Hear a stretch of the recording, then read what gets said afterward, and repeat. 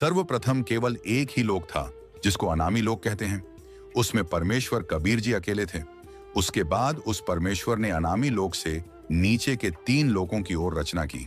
वह लोक हैं अनामी लोक से नीचे का अगम लोक, उससे नीचे का अलख लोक, उससे नीचे का चौथा लोक जो है वो सत्य लोक है।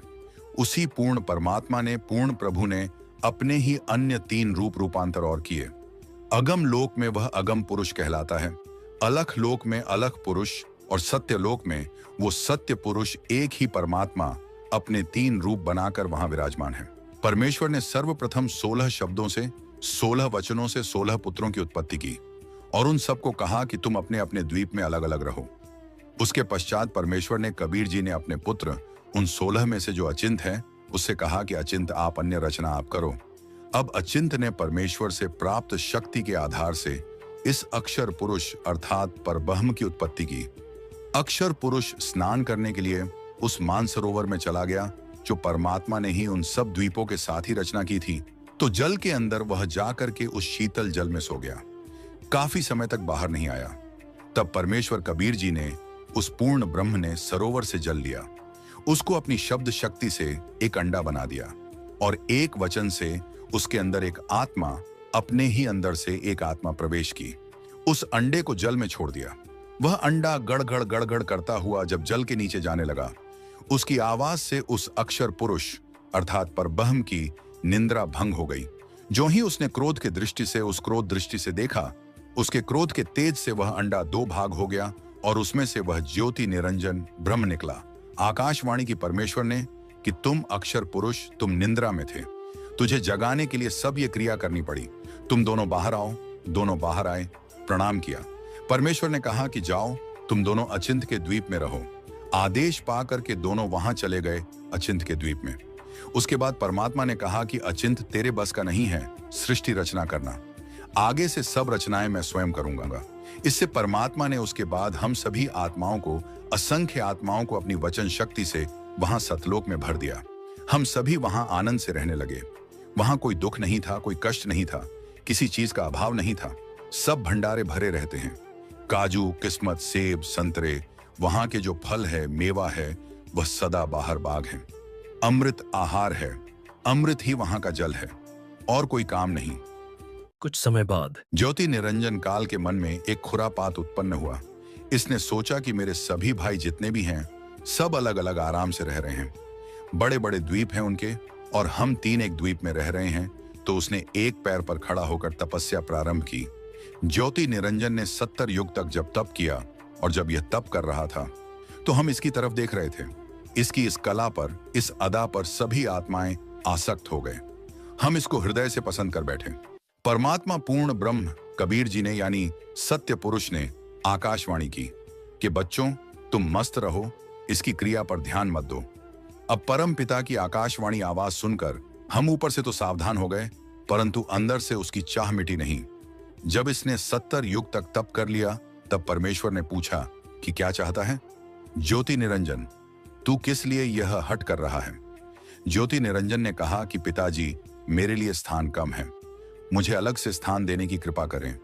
परमेश्वर कबीर जी ने कहा कि ठीक है, तुझे तेरे 70 युग के तप के प्रतिफल में मैं तुझे 21 ब्रह्मांड देता हूं। पकड़ अपने 21 ब्रह्मांड, तू अपने अलग रख। ऐसे इसको 21 ब्रह्मांड दे दिए। अब कुछ दिन बाद ज्योति निरंजन ने सोचा इसमें कुछ रचना भी हो, खाली ब्रह्मांड किस काम आएंगे। इसने फिर तपस्या प्रारंभ की, 70 युग फिर तपस्या की और हम और ज्यादा इस पर आसक्त होते चले गए। परमात्मा रह रहकर हमें समझाने की चेष्टा कर रहे हैं कि तुम अपने मस्त रहो, इसकी इस क्रिया पर ध्यान मत दो। लेकिन हम इतने ढीठ हो गए अपने पर परमपिता को भी धोखा देने में नहीं चुके। दूसरी बार जब तप किया तो परमात्मा ने पूछा क्या मांगता। ज्योति निरंजन है, जो तू मांग रहा था वह मैंने दे दिया। ज्योति निरंजन ने कहा कि परमपिता, इसमें कुछ रचना की सामग्री देने की कृपा करो। परमेश्वर ने 5 तत्व और 3 गुण अपनी सबज शक्ति से उत्पन्न करके इसको दे दिए। अब इसने सोचा काम भी कर लूंगा, फिर अकेले का जी नहीं लगेगा। 21 ब्रह्मांड में तो मेरे साथ कुछ आत्माएं भी हों, मेरे साथी हों, मिलजुल कर वहां रहें। आराम से इस दृष्टिकोण से इसने फिर तपस्या की।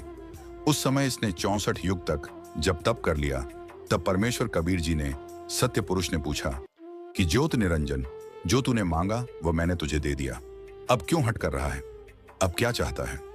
तू तो ज्योति निरंजन ने कहा कि पिताजी मुझे कुछ आत्माएं दे दो, मेरा अकेले का दिल नहीं लग रहा।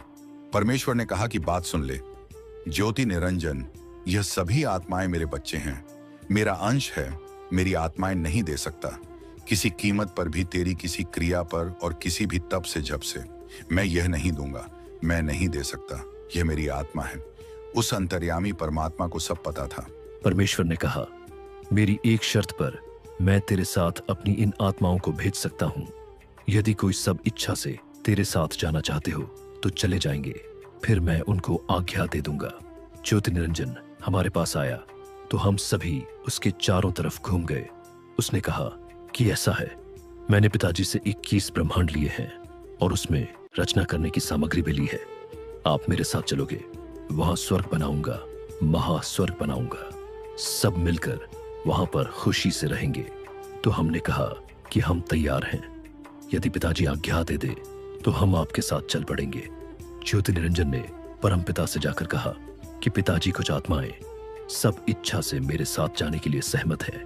परमेश्वर ने कहा कि मेरे सामने उनसे स्वीकृति दिला, तब मानूंगा। परमेश्वर कबीर देव वहां आए और हम सबसे कहा कि जो आत्मा इस ज्योति निरंजन के साथ जाना चाहता है वह हाथ खड़ा करके स्वीकृति दे। अब पिताजी के सामने जो रोज यह कहा करता कि इसकी तरफ मत देखो, हम सभी शर्मिंदा हो गए और नीची गर्दन कर ली।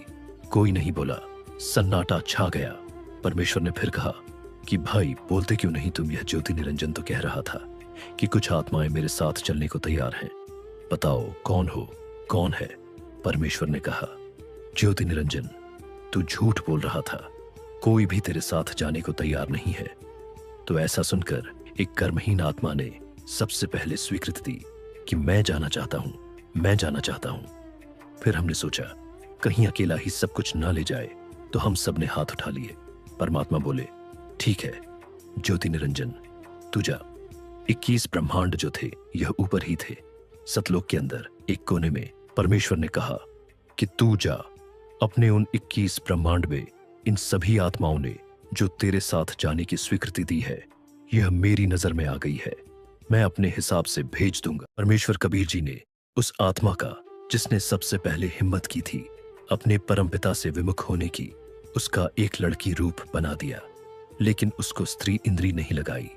परमात्मा ने बाकी स्वरूप लड़की का बनाया। इसमें भी कोई राज था। परमेश्वर कबीर जी का वह यह देखना चाहते थे कि यह नीच आत्मा, यह निरंजन कितना और गिरावट में आता है, और हम सभी आत्माओं को सूक्ष्म रूप बनाया, बीज रूप, और उसके शरीर में अपने वचन शक्ति से प्रवेश कर दिया। लड़की का नाम प्रकृति देवी रखा। उस लड़की से कहा कि बेटी, तेरे अंदर मैंने सभी आत्माओं को प्रवेश कर दिया है, और तेरे को मैं एक वचन शक्ति देता हूं।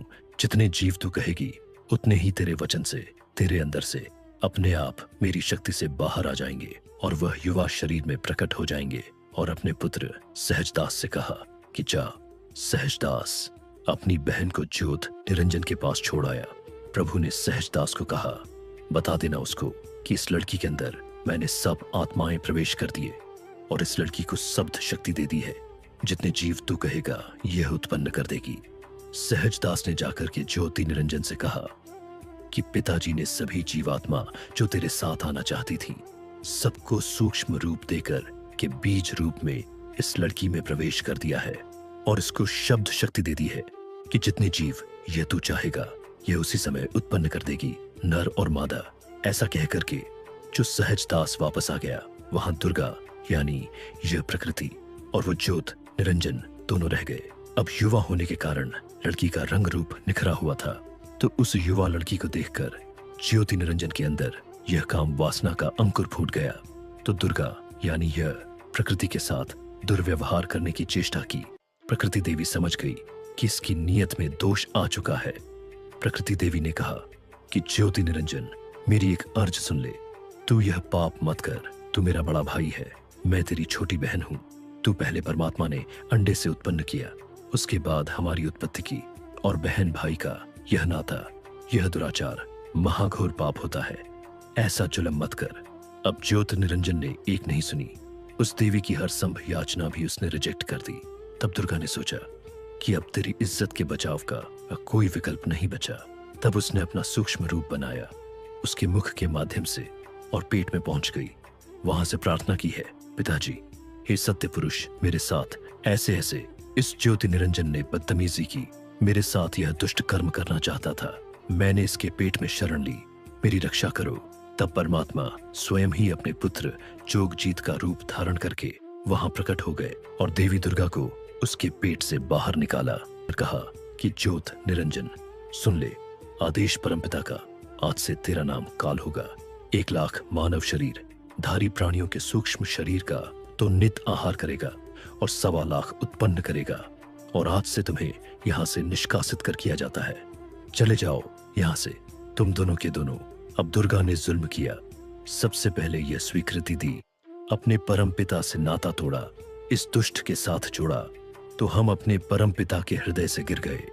तो परमात्मा ने 21 ब्रह्मांड सहित दुर्गा और काल को वहां से निष्कासित कर दिया। इसके 21 ब्रह्मांड वहां से ऐसे चल पड़े जैसे विमान चलता है। सतलोक से निकाले जाने के बाद इस काल और दुर्गा ने पति पत्नी संबंध बनाया, जिससे इन्हें 3 पुत्र प्राप्त हुए, रजगुण ब्रह्मा, सद्गुण विष्णु और तवगुण शिवजी।